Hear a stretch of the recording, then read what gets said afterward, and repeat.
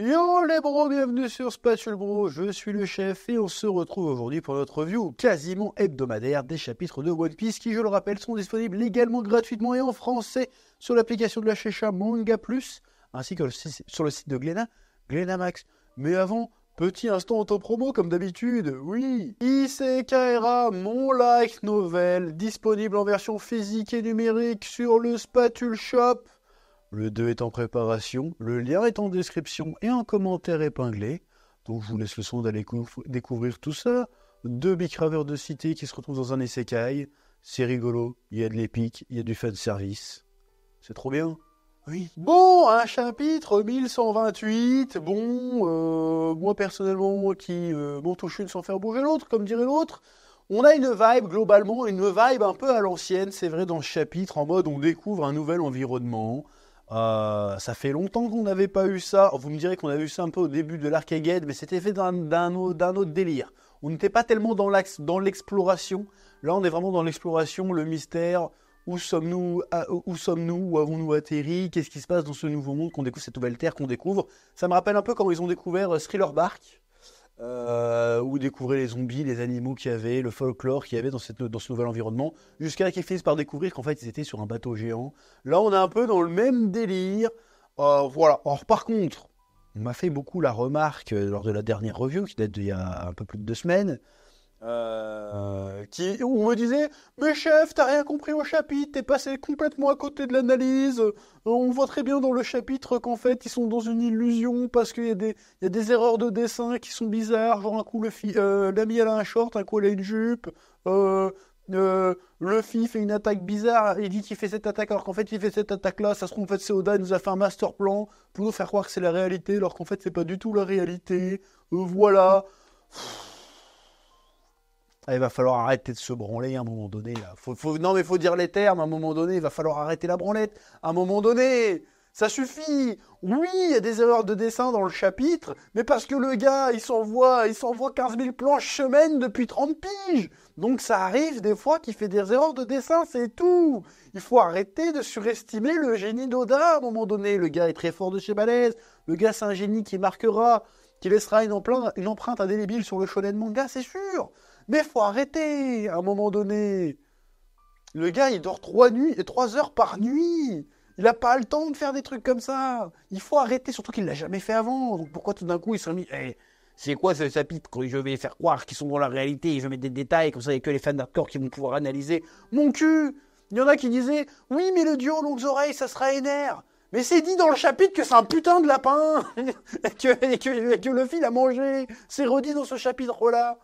Donc les gens, en fait, quand il y a un chapitre où il se passe pas forcément grand-chose, eh ben ils vont inventer des choses qui n'ont pas lieu. C'est un truc de fou, hein. Mais il y a qu'avec One Piece qu'on voit ça, hein. Ouais, ça le faisait peut-être un peu avec l'attaque des Titans à une époque. Mais avec One Piece, mais laisse tomber, ils abusent. Vous pouvez pas juste dire, là c'était juste un chapitre un peu de gag, de découverte. Voilà, où il se passait pas grand-chose. C'est tout. Est-ce qu'on est obligé de partir sur de la théorie de 50 minutes? Vous faites ce que vous voulez, hein. Encore une fois, faites ce que vous voulez, si ça vous éclate, faites-le, il n'y a pas de problème. Mais venez pas me casser les couilles quand je rentre pas dans ce jeu-là.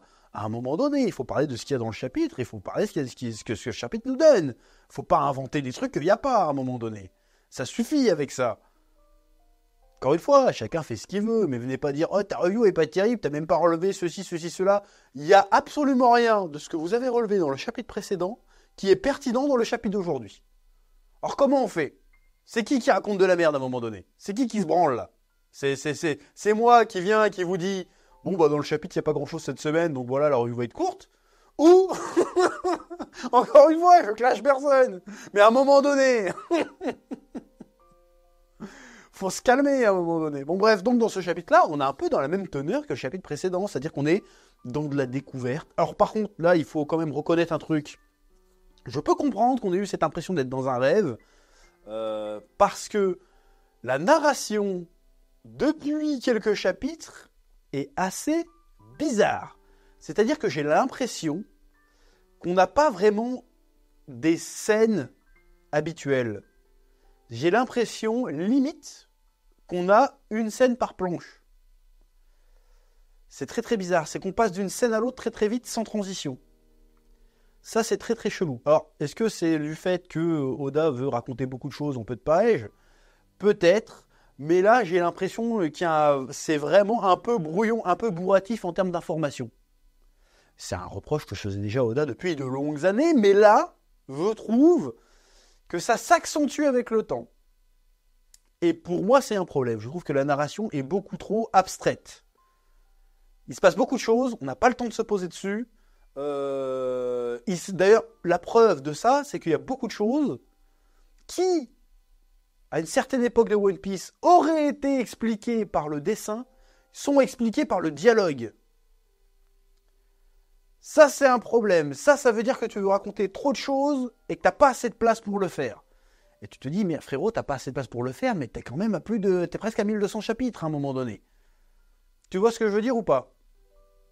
Moi, voilà, par exemple, je suis en train de finaliser mon one-shot pour le Spatule Jump. Je fais de la pub. Il n'est pas encore en vente, il a déjà été vendu, mais bref. Il y a certaines infos, quand tu fais un one-shot, parce que là, t'as que 40 pages, c'est assez court, tu vas les faire passer par le dialogue. Parce que t'as pas le temps, t'as pas l'espace pour les faire forcément passer par le dessin. Mais là, ça a du sens que tu es limité. Oda n'est pas limité en vrai. S'il dit, en fait, je vais faire 1200 chapitres de plus, mais la Toei, la Shueisha vont lui sucer la queue, genre, vas-y, fais 1200 chapitres de plus, y a pas de problème. Tu vois ce que je veux dire? Donc, c'est lui qui s'impose un rythme. Donc, est-ce qu'il s'impose ce rythme parce qu'il est pressé de finir ou parce qu'il a du mal à faire passer toutes ses idées? Dans les deux cas, ça pue un peu du boudin, cette histoire. Parce que là, je trouve vraiment, dans les deux derniers chapitres, la narration est très, très dense, mais pas dans le bon sens du terme. On passe vite d'un truc à l'autre. On n'a même pas le temps de se situer dans l'espace ou quoi que ce soit. Or, ça veut dire que c'est peut-être pour accentuer le côté, l'impression d'être perdu qu'ont les personnages.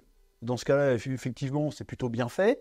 Mais c'est un défaut. Enfin, je ne sais pas si on peut parler de défaut. Mais c'est une approche de narration qu'a Oda aussi ailleurs, quand c'est pas des scènes où les personnages sont censés être perdus. Et là, je trouve que ça pose... Et du coup, ça commence à poser un problème, parce que les gens étaient persuadés que le chapitre précédent, et énormément de gens, étaient persuadés qu'en fait, ils étaient dans une espèce d'un rêve. Et ils se disaient, non, mais les scènes s'enchaînent, mais ils font pas sens entre elles.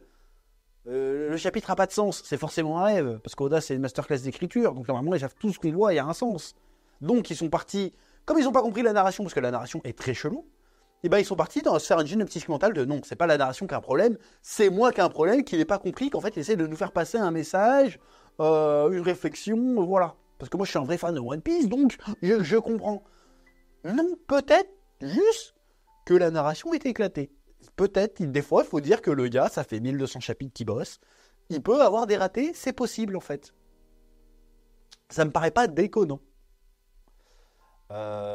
Et peut-être, je dis bien peut-être, que là on se retrouve un peu sur un raté pour le coup, en termes de narration, où il se passe beaucoup de choses, et au final il se passe beaucoup de choses, mais on n'apprend pas beaucoup de choses. Voilà, donc ça c'était vraiment sur la narration. Pour l'aspect de ce qui se passe, on n'en apprend pas plus que les personnages, ils sont dans une espèce de microcosme. Là j'ai envie de dire que si je recherche dans mes références pop culturelles, ça me fait penser aux collectors chez Marvel, ou des personnages comme ça qui collectionnent les espèces, et qui les font vivre dans un espèce de paradis artificiel, et qui se prennent pour des dieux. Là on est clairement là-dessus, le gars c'est un espèce de géant avec le dieu du soleil, avec un design très stylé pour une fois. Je dis pas que les designs de One Piece sont pas stylés d'habitude, mais il y a quand même un côté ridicule dans pas mal de designs de personnes de One Piece. Là, c'est un peu classe, vraiment, le design est classe. Bon, on doute que c'est un géant qui est derrière. Apparemment, c'est un personnage qu'on avait déjà vu dans le début de flashback de l'île de God Valley. J'ai vu ça traîner un peu sur les réseaux. C'est pas moi qui avais la ref, pour le coup, je le dis, j'ai vu ça ailleurs. Donc ça peut être intéressant. Donc est-ce que ce personnage est un géant qui est à la fois un géant mais aussi un dragon céleste, un dragon céleste devenu géant? Qu'est-ce qui se passe en fait? Voilà, peut-être que c'est pas du tout un géant, qu'en fait il a rapetissé les gens. Je ne sais pas. Parce que c'est bizarre, parce que là tu vois des chats géants, mais en fait c'est pas des chats géants. C'est des chats normaux de géants. Tu vois ce que je veux dire?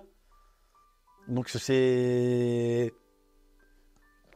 Donc il y a un suspense sur ce nouveau personnage qui apparaît, qui se prétend être le dieu du soleil, sachant que dans la mythologie des géants qui est introduit dans One Piece, le dieu du soleil c'est censé être Nika. Donc c'est qui ce mec-là, tu vois. Ça, c'est assez intéressant de voir ça. Donc il y a un suspense, il y a un délire, un nouveau combat qui approche très certainement. Ils vont très certainement le péter assez vite. Mais très très curieux. Alors je m'attendais pas à voir ce genre de truc en arrivant sur Elbaf. Sont-ils sur Elbaf déjà? On le sait pas vraiment. On ne sait pas vraiment. Bon, on verra. Sachant que sur là où ils sont enfermés, il y a des gens de taille normale aussi. Donc on va voir, ils sont sûrement dans une espèce de monde... enfin, c'est pas s'ils sont sûrement, c'est sûr, ils sont dans une espèce de monde artificiel où les gens sont prisonniers et sont persuadés dans le royaume des dieux. Mais comme c'est les chapeaux de paille, ils vont foutre le bordel, ils vont libérer les gens. Et puis voilà, c'est tout ce que je vois à dire en fait. Donc c'est intriguant, la narration est très spéciale, mais on va voir ce que ça va donner.